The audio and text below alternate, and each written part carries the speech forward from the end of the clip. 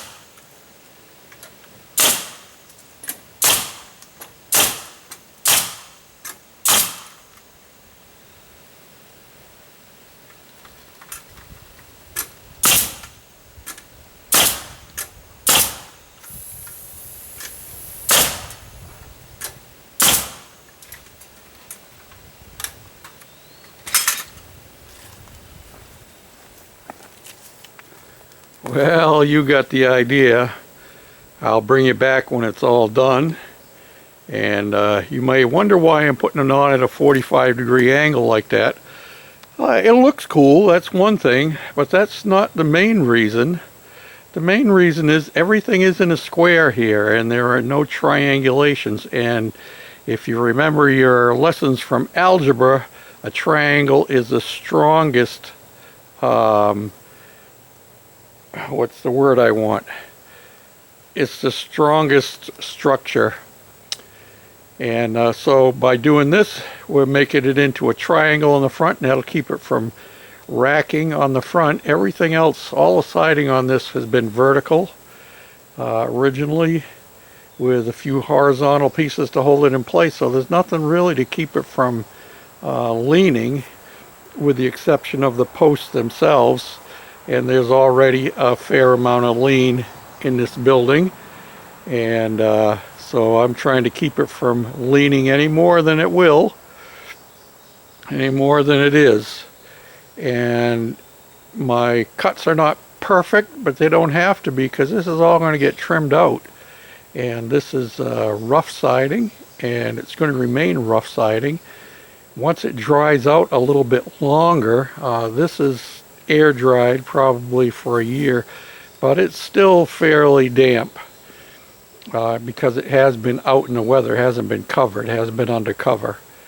But I will be putting batten boards on it, or batter boards, whichever you prefer to call it, that'll go over each one of the joints, each one of the seams of these boards. And one mistake that a lot of people make is they'll nail the batter board on both sides of the seam, on both boards. Well, that doesn't allow for the expanding and contracting of the wood, which it naturally does. So what I like to do, what I prefer to do, is to nail it right in the seam, and that holds it the tightest at the point where it needs to be sealed up.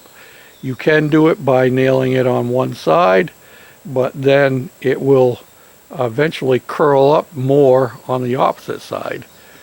So by putting it in the middle, even if it curls on the edges, it holds it tight on the joint, which is what this is all about. So I'm going to try and finish this up, and I'll bring you back and show you what it looks like when the siding is all on. And I'm expecting some showers today, and I'm going to have to go in and get cleaned up before too long, but I wanted to get this siding on. And I might even get so far as to hang one door. We shall see. Thanks for following along. Hang in there. We'll be back. Well, we have both sides closed in now. And I have the corner board over here done. And it goes around the corner too. I won't climb over the pile of junk. I was hoping to stay out longer, but it's starting to rain. It's sprinkling right now, which is why I didn't go up on the roof today. I knew it was forecasted to have showers off and on. So yeah, it's looking good. I would like to have gotten the door frame trimmed out and trimmed across the top at least. Of course, if I did that, then I'd want to hang my door, one of them anyway. But we'll work at it again perhaps tomorrow. So let me take you inside. You could see the framing details inside. Of course, you saw them while I was doing it over here. It's all 16 on center and double jacks on each side of the doorway. Of course, we don't have a header per se, because the beam is our header.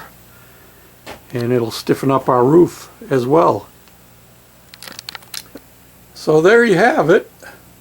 It's a little bit darker in here now, but that's one of the reasons why I am planning on using this storm door here, which has tempered glass in it. I took the grate off of it, and I'm going to take the screen out of it, I think. Well, I haven't decided that, because in cooler weather I might be able to just lower the window down and yeah, I'll let the cool breezes come through. So that, and I can clean that roofing stuff off of there. And that door will go on the left-hand side here. And the other door will be a wood door that will mimic the siding and almost disappear into it, hopefully. And you can see I've already got one electrical box mounted. That's going to be our light switch, which will turn the lights on and turn the power on. Oh, there goes another acorn falling on the roof. So that's it for today. Thanks for watching, commenting, and for subscribing. And of course we got the front siding done, and that was outdoors. I still have all of this to do down here. I had started doing it with boards from off of the shed back there, and I may continue on across there as well. We shall see how that goes. And actually our next project is going to be to get those sides closed in up over the tops of the walls there. Hope you all having a good day. It's warm here, but not unbearable. The old man's all sweated up. It's actually right at 80 degrees. So, until next time, this is George the Shade Tree Fix-It Man saying thanks for watching, for commenting, and for subscribing. Blessings to you. Bye now. This is my garden sink. Southern style. I couldn't find a pedestal sink at the dump, but I found this stainless steel sink, and we got her all hooked up and draining off. The drain's better here than it was in Minnesota. I've got it draining over there and going down under the driveway and comes out down on the other side. How cool is that? Oh yeah, gotta love it. Gotta have a place to wash your hands outdoors, you know.